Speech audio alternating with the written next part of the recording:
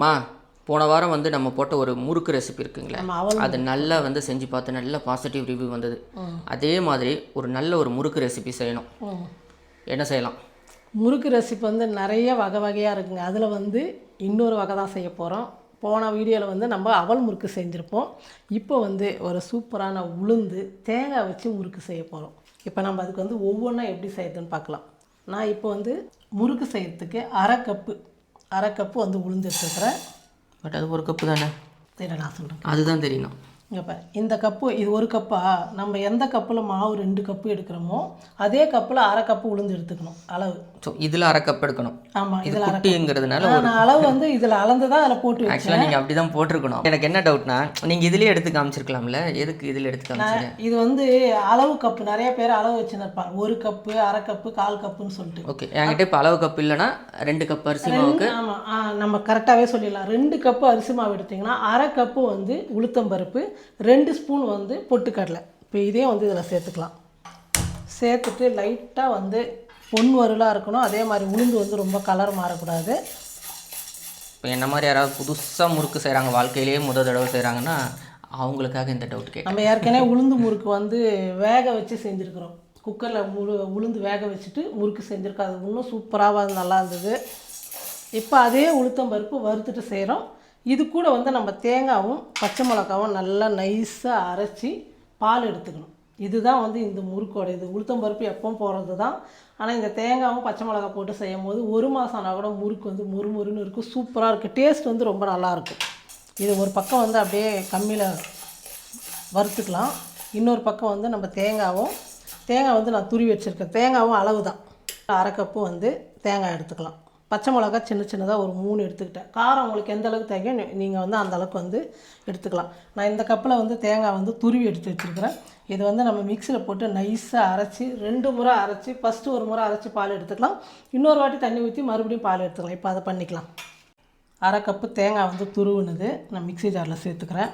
3 பச்சை மிளகா தோல் எடுத்துட்டு இந்த மாதிரி வந்து துருவி எடுத்துங்க, தோல் இல்லாமல். தண்ணி சேர்த்து நல்லா நைஸாக ஒரு அரை கப்பு தண்ணி சேர்த்துங்க. அதிகமாக தண்ணி வேணாம். ஏன்னா நம்ம தேங்காய் பாலில் தான் மாவு பேசி போகிறோம். பத்தலைன்னா கூட கொஞ்சம் தண்ணி சேர்த்துக்கலாம். அதிகமாக தேங்காய் பாலில் தண்ணி சேர்த்துட்டா அந்த தேங்காய் பால் வந்து வேஸ்ட்டாக போயிடும். நமக்கு அந்த தேங்காய் பாலோட சேர்த்து அந்த பச்சை மிளகாவோட காரம் இருக்கும். ஆமாம், வேணும். அதனால தான்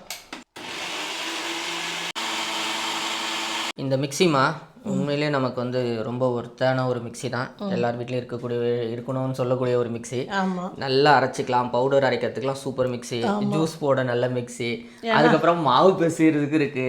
எல்லாமே நம்ம ட்ரை பண்ணியிருக்கோம். காய் கட் பண்ணுறது, சப்பாத்தி மாவு பேசுறது, நிறைய ஜூஸ் போடுறது, எல்லாமே நிறையா இருக்குது. எல்லாத்த விட இதில் வந்து நல்லா பவுடர் அரைக்கும். ஆமாம், பவர் நல்லா ஜாஸ்தி. எங்களுக்கு அதான் சொன்ன 10 வருஷத்துக்கு மேலே ஆச்சு. இப்போ தான் வந்து இந்த பட்டன் போனது. இதை மட்டும் தான் ஒரு 30 ரூபா என்ன சொன்னார் அப்பா, கம்மி ரேட்டில் வாங்கிட்டு வந்து அவரே மாட்டி விட்டார். கடைக்கு போனால் அது 500 ஆகும்னு. அதனால் மிக்சிலாம் வந்து எந்த ஃபால்ட்டுமே கிடையாது. கண்டிப்பாக அந்த மிக்சி நான் வந்து டேக் பண்ணுறேம்மா ஸ்க்ரீனில். வேணுங்கிறவங்க வாங்கிக்கிட்டோம். போன டைம் நம்ம சொல்லும் போதே 2 பேர் வாங்கியிருந்தாங்க, நல்லா இருக்குன்னு சொன்னாங்க. இன்னும் பார்க்காதவங்க வாங்காதவங்க ட்ரை பண்ணி பாருங்கள் இந்த மிக்சி. பிரீத்தி ஜோடியாக்கு இதில் நிறைய வந்திருக்கு. இப்போ 2.0 வந்துருச்சு. பிரியாக்கு வாங்கி கொடுத்தோம். ஆமாம், பிரியாக்கு வந்து இது விட வேறு மாதிரி. ஆமாம், 2.0 அது. அதெல்லாம் நைஸாக அரைச்சிட்டேன். இந்த மாதிரி ஒரு வடித்தட்டில் எடுத்து வடிகட்டிக்கலாம்.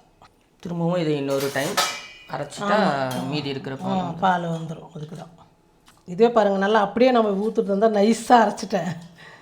கொஞ்சமாக தண்ணி சேர்த்து மறுபடியும் நைஸாக அரைச்சி வடிகட்டிக்கலாம். தேங்காய் பால் வந்து நல்லா அரைச்சி வடிகட்டி எடுத்துக்கிட்டேன். இப்போ உளுந்தும் பொட்டுக்கல்லையும் இந்த மாதிரி வந்து லைட்டாக கலர் மாறணும், ரொம்ப தீஞ்சு போகிற மாதிரி இல்லாமல் வறுத்து எடுத்துக்கிட்டால் இது சூடு ஆறட்டும். அதுக்குள்ளே நம்ம அரிசி மாவு வந்து வறுத்து எடுத்துக்கலாம். நம்ம இந்த கப்பில் வந்து 2 கப்பு அரிசி மாவு எடுத்துக்க போகிறோம். இந்த மாதிரி நல்லா அளந்து தலை வட்டி 2 கப்பு அரிசி மாவு எடுத்துக்கலாம். அளவு கரெக்டாக இருந்தால் தான் முறுக்கு வந்து நல்லாயிருக்கும். அளவு முக்கியம். இப்போ 2 கப்பு அரிசி மாவு அளந்து எடுத்துக்கிட்டேன். இப்போ நம்ம இதை வந்து ஸ்டவ் கம்மியாக வச்சுட்டு வறுத்து எடுத்துக்கலாம். ரொம்ப நேரம் வறுக்கணும்னு இல்லை, ஒரு 2 நிமிஷத்துக்கு வந்து ஸ்டவ் குறைச்சி வச்சுட்டு நல்லா சூடு ஏற அளவுக்கு மாவு வறுத்துக்கிட்டால் போதும். அரிசி மாவு வந்து நல்லா வறுபட்டுடுச்சு. இப்போ நம்ம எடுத்து இதை வந்து ஜலிச்சு எடுத்துக்கலாம். ஏன்னா மிஷினில் எடுத்துகிட்டு வந்து நான் ஜலிக்கவே இல்லை, வறுத்துட்டு ஒரே வாட்டி ஜலிச்சிக்கலாம், உருண்டை ஏதாவது இருக்கும் அப்படின்றதுனால. ஏன்னா இப்போல்லாம் வந்து எந்த மாவுமே வறுக்காமல் செய்யக்கூடாது. ஒரு முறை வந்து வடை சுட்டு அடிப்பட்டதுனால எல்லாமே வந்து கொஞ்சம் பாதுகாப்பாக செய்ய வேண்டியதாக இருக்குது.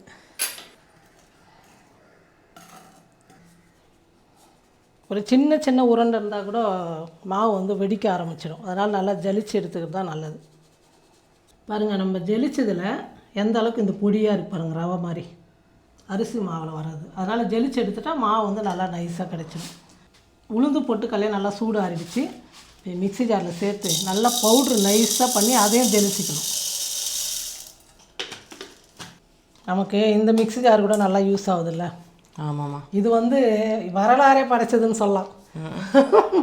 போகிறப்பெல்லாம் பாருங்களேன், எல்லா இடத்துலையும் மாலில் பெரிய பெரிய ஷோரூமில் கடைக்கெல்லாம் போகிறப்ப பாத்திர கடையெல்லாம் இந்த மாதிரி எனக்கு வந்து ஒரு என்ன மிக்ஸி, புல்லட் மிக்ஸி வாங்கி கொடுக்க சொல்லி நானும் பல வருஷமாக கேட்டு கடைசியில் ஒரு 3 வருஷத்துக்கு முன்னே தான் இது ஆசை நிறைவேறிச்சு. இது எங்கே வாங்கினீங்க?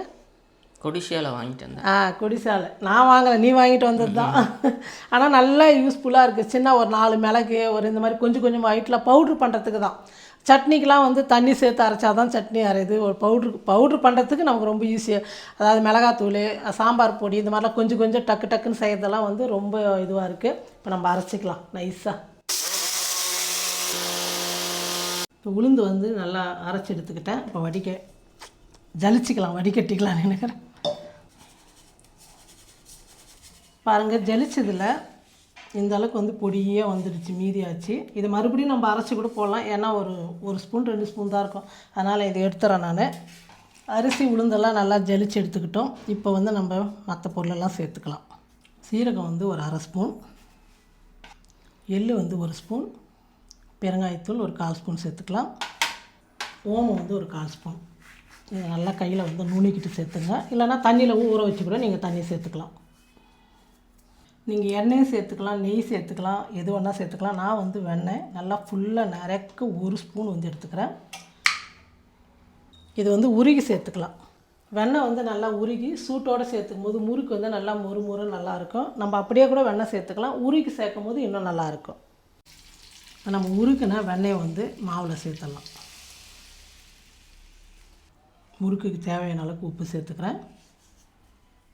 எல்லாம் சேர்த்துட்டு நல்லா மிக்ஸ் பண்ணிடலாம். சூடுமா, அதுக்காக தான் லைட்டாக பண்ணுறேன். நல்ல ஸ்மெல்லு அந்த பட்டர் தெரியுமா? ஆமாம், நல்லா உருகி ஊற்றும் போது சூட்டோடு ஊற்றுறோம்ல, நல்லா வாசனை நல்லாயிருக்கும். பாருங்கள், எல்லாம் சேர்த்து நல்லா கலந்து விட்டுட்டேன். நம்ம இப்படி பிடிச்சா கொழுக்கட்டை மாதிரி வரணும், இப்படி உதிர்த்தா கரெக்டாக இருக்குது. இப்போ வெண்ணெய்லாம் நம்ம சேர்த்ததெல்லாம் கரெக்டாக இருக்குது. நம்ம அரைச்ச தேங்காய் பால் விழுதை வந்து தேங்காய் பால் கொஞ்சம் கொஞ்சமாக ஊற்றி பிசைஞ்சிக்கலாம்.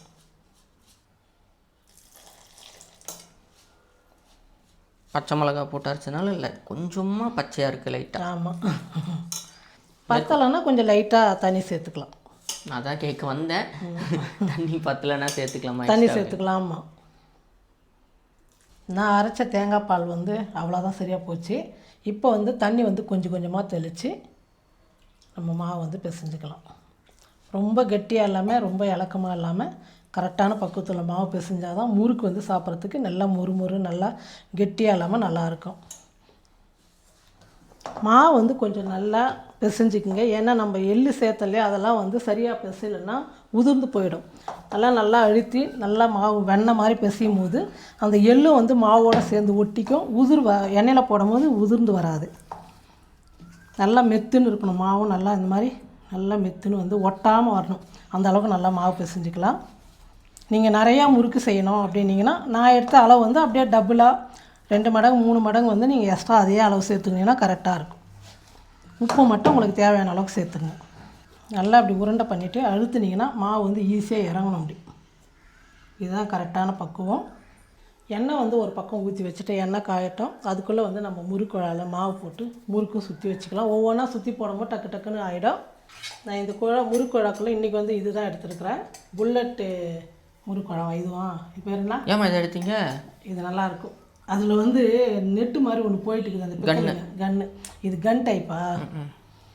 நல்லா மாவு வந்து நைஸாக பிசைஞ்சு போட்டுக்கலாம். இந்த முறை தான் நான் வந்து முறுக்குக்கு கம்மியாக போட்டுக்கிறேங்க, 2 கப்பு. ஒவ்வொரு முறை நிறையா செஞ்சு வச்சுட்டு யாரும் சாப்பிட மாட்டாங்க. யார் வராங்களோ அவங்களுக்கெல்லாம் கொடுக்கறதுக்கே சரியாக இருக்கும். அதனால் கம்மியாகவே பண்ணிக்கலாம் அப்படின்றதுனால அளவு கம்மியாக இன்றைக்கி தான் போட்டுக்கிறேன் நான். இந்த மாதிரி நல்லா ஃபுல்லாக இது பண்ணிவிடுங்க. இப்போ இதை வச்சு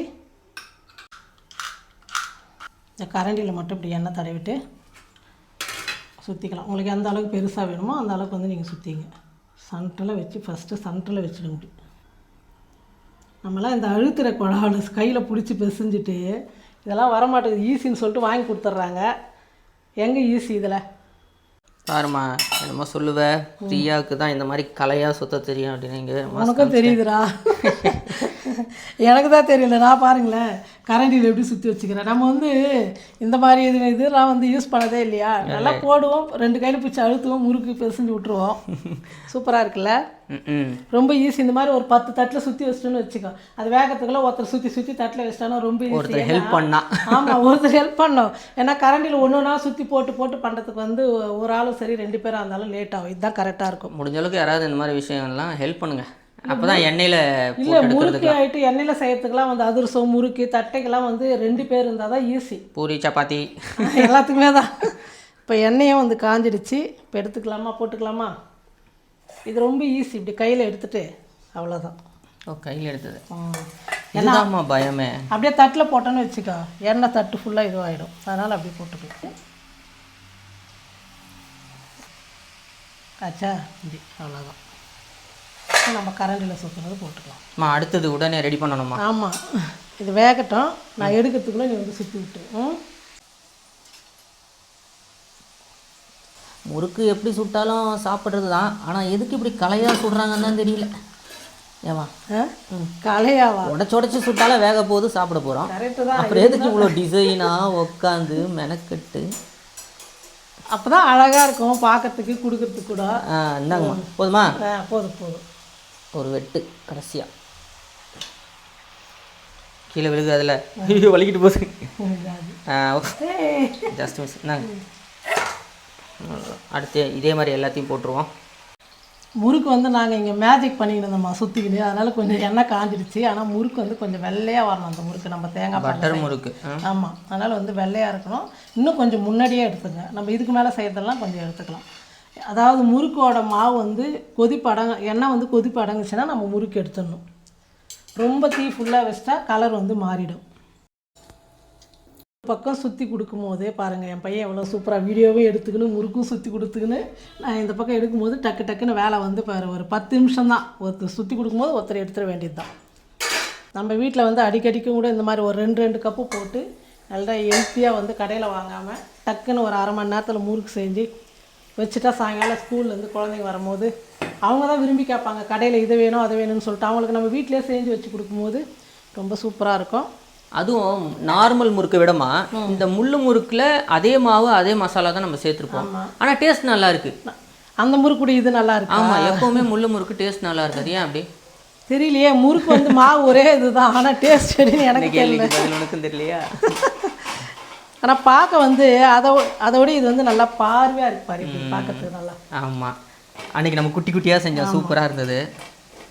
2 கப்பு மாவுக்கு முறுக்கு வந்து நமக்கு இந்த தட்டு ஃபுல்லாக தான் ஆச்சு. தட்டு ஃபுல்லானா சின்னதாக இருந்தால் இன்னும் 2 தட்டாக இருக்கும். நம்ம பையன் என்ன பண்ணா, தட்டு வச்சு கொடுத்தனேன், அதுக்கு எவ்வளோ பெருசு வேணுமோ அவ்வளோ பெருசு சுற்றி வச்சுட்டான். ஒரு தட்டு சைஸுக்கு.